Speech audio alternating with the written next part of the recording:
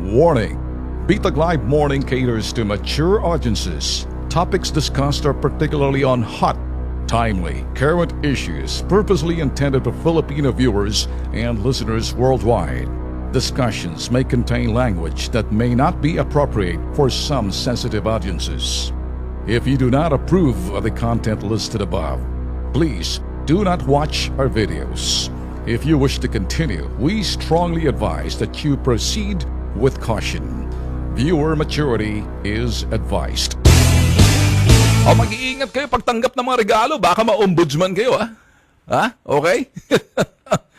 May mga iba dyan na talagang likas ang kanilang kabutihan at kanilang, sabihin na ho natin, ugali, na ang pamimigay sa Pasko ay talagang yun ay sinasabing out of, sabihin na ho natin, siguro out of blessings.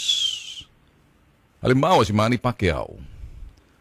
Si Manny Pacquiao hindi ho marunong manuhol yan. Likas ho ang kanyang bilyon ho dyan. Kaya nung pagbigay niya ho ng sinasabing siguro natuwa kay Bato, naging issue ho yan. Mabuti nga kamo, namatay na yung issue niyan.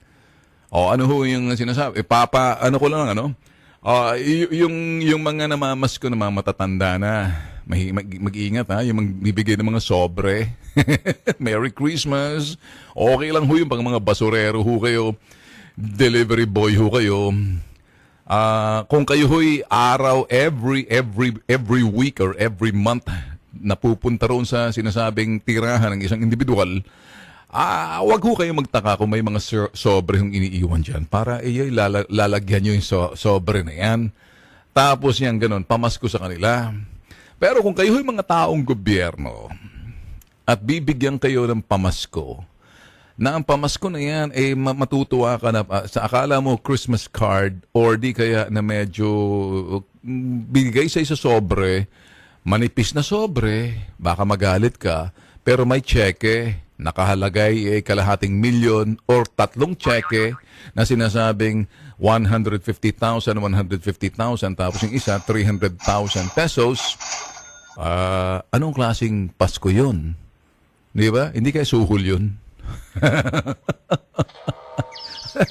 O di kaya yung mga ganong klaseng more than enough of what you earned, okay lang ho yung kung kumpare mo or inaanak ka, ganun talaga. Cheerful giver yung iyong ay ninong or kumpare or whatever.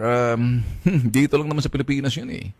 Pero dinidiscourage ho yan sa ibang bansa pagbibigay ng malalaking regalo during Christmas season. Kaya nga rito sa Pilipinas, as Filipinos kasi gift-giving. Sa bansang Amerika, you do it only for your family members.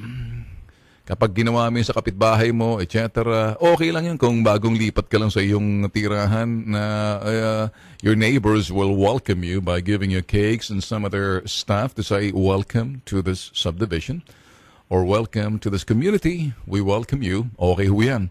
Pero kung ikaw naman Pasko, namimigay ka, may ilang yung iba. Lalo-lalo na kung sa ibang bansa ka. Hindi mo naman kaayo ka-close.